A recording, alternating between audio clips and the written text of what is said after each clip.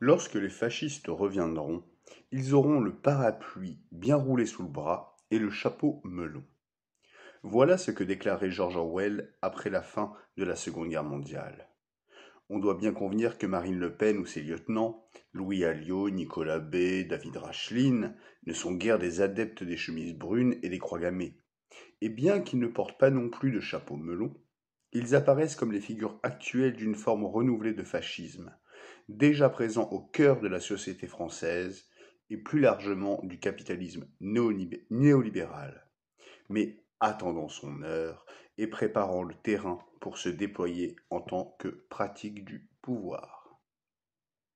Depuis 2007-2008, le capitalisme s'est enfoncé dans une crise dont on peine à voir la sortie, à tel point que, plus encore qu'avant la grande débâcle financière, ce régime de crise semble être devenu le mode normal de gestion de l'économie et des rapports sociaux.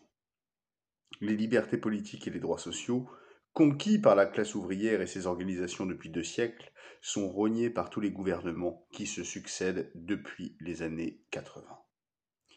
Les mécanismes traditionnels de la démocratie parlementaire sont systématiquement enrayés, marginalisés ou contournés par la classe dirigeante elle-même, au profit d'organes non élus ou de procédures expéditives. Article 49.3, ordonnance, etc. Si bien que les formes politiques courantes de la domination capitaliste, qui garantissaient certains droits à la contestation sociale ou à l'opposition parlementaire, se décomposent. Le racisme s'affiche de plus en plus explicitement sous la forme notamment de l'islamophobie.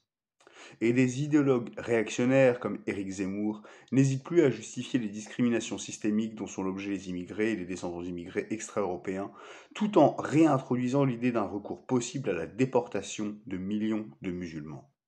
Enfin, les formes d'extrême droite progressent partout, ou presque, sur un plan électoral notamment, mais aussi idéologiquement.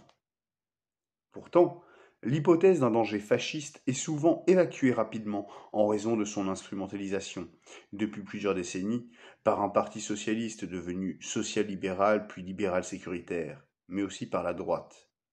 Refusez de voter pour nous, au premier ou au second tour, et vous aurez sur la conscience le retour du fascisme, n'ont cessé d'affirmer leurs dirigeants.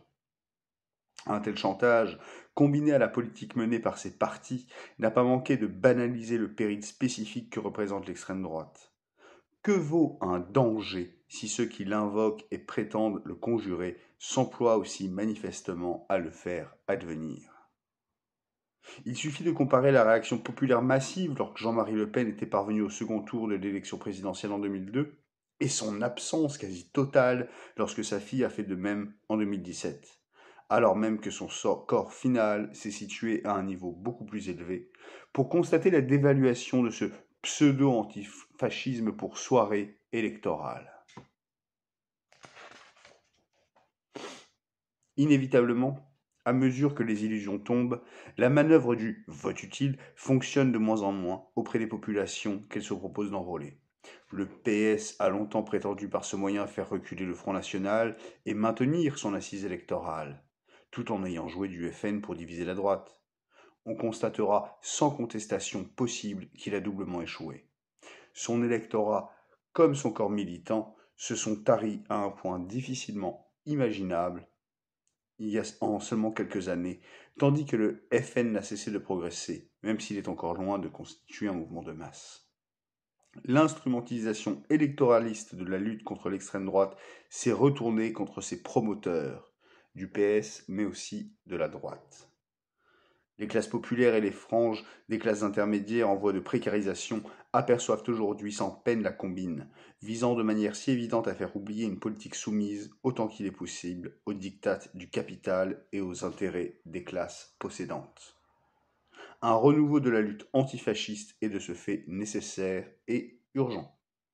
Il suppose toutefois de se défaire de l'idée, confortable mais impuissante, qu'il suffirait d'opposer au FN soit les valeurs républicaines, dont la réalité est démentie quotidiennement pour la majorité de la population, soit un front républicain constitué d'organisations directement impliquées dans la destruction des conquêtes sociales et démocratiques, dans la banalisation du racisme et ainsi dans la progression de l'extrême droite.